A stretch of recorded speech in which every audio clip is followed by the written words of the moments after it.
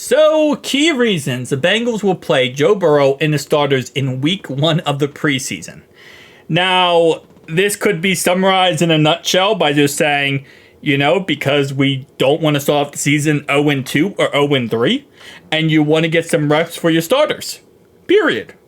But there is a little bit more to this than just those said things. And this is actually this article posted here by BengalsWire.com with Chris Rowling posting it. He kind of quotes Paul of the Athletics when it comes to why we're starting our starters.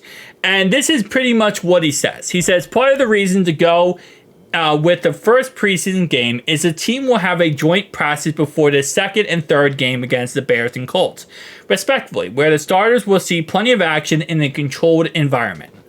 And yeah, this kind of breaks it down a little bit more than just saying that, because you don't want your players to, be rusty, you want your players to be ready to go week 1.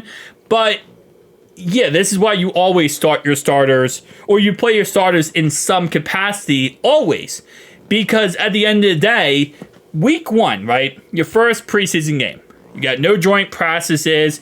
You're just going out there and playing football like you normally would play football. It's a blank canvas. I would call it more or less like a blank canvas. There is nothing you can control week 1. You can't control how your guys do. You can't control how their guys do. You can't control anything. You just got to let your players go out there and play and watch, evaluate, and learn from what you are making mistakes at and try to fix it in the next 2 weeks of the preseason before you get into the regular season. So that's what we call an uncontrolled variable, right?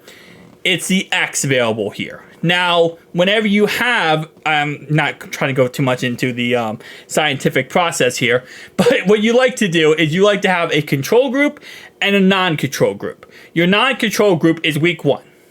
What you can do is after week 1, before you go into joint practice with your next team, which you have 2 more joint practices and 2 more teams, you can say, okay, this is what we need to work on. We need to work on receiving.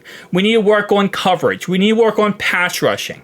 And now you go into that joint process with the Bears, and you can say, okay, these are the 3 things we need to work on and perfect for our first team, and potentially our second team too, but especially for our first team, we need to work on these 3 things. So you go out there, you work on those 3 things, you perfect them, and then in week 2, you get to see results of that joint process.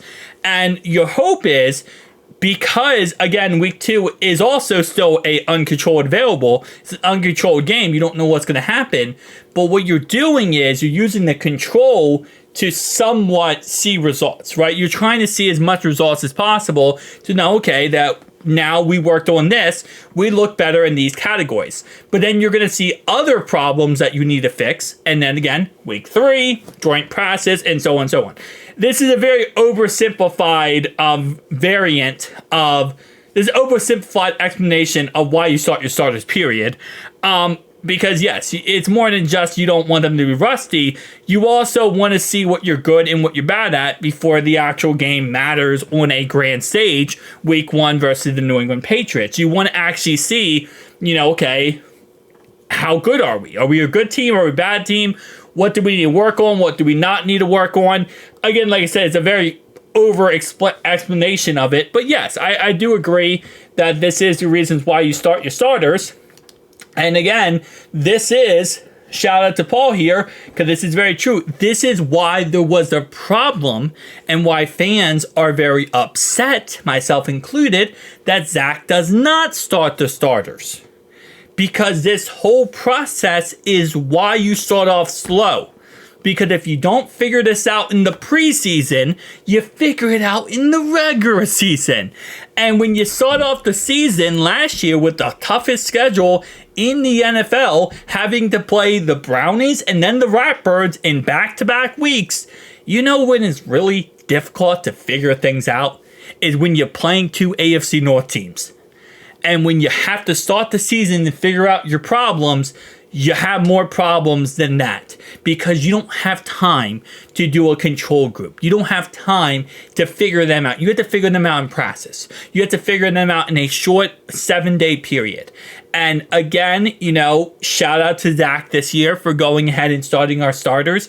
But yes, this is why you start your starters. Preseason is for a couple things. Number one, it's for ironing out all your problems. Number two, it's for seeing some of these younger guys actually play real football and see how they develop, see if they're worth a roster spot, and if you should have or should not have drafted them.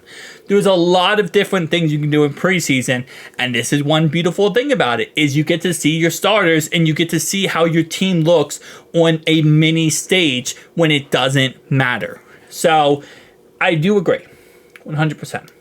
I oversimplified my response. I did. But my point is, this is why fans are upset that we're not starting our starters for so long, because it's not, you need this. You need to see this, because if you don't see this now, you see it when the season starts, and then you start off in a bad spot, and then you wonder why you're 0-2, 0-3, because you didn't fix the problems that you could have seen in the preseason.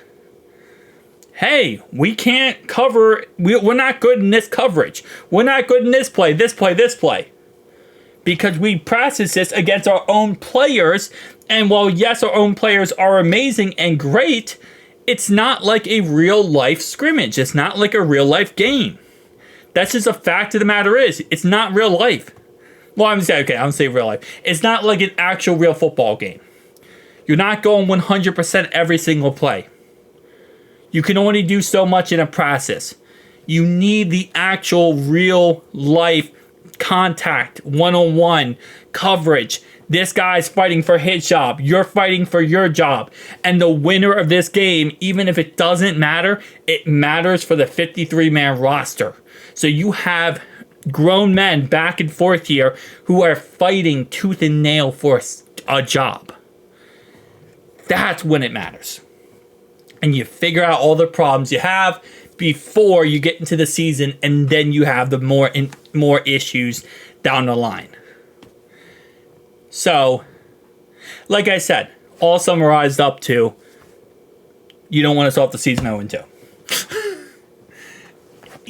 You could take a lot of things that I say or anyone says, and if you really expand it, it can become a whole entire lecture. It could. But that's why we kind of summarize things up, because most people understand why the preseason's important. There are people who hate it, and I think that's more or less people who just like, I want to watch actual football, come on. And I get it, if you're like a casual fan or a passive fan just watching and you're like, come on, man, this is stupid. And I get it, I used to be like that like a long time ago. But when you really start breaking down the team building aspect and making sure your team is a Super Bowl caliber team, preseason is very important. But tell me down below your thoughts and opinions. See you guys next one.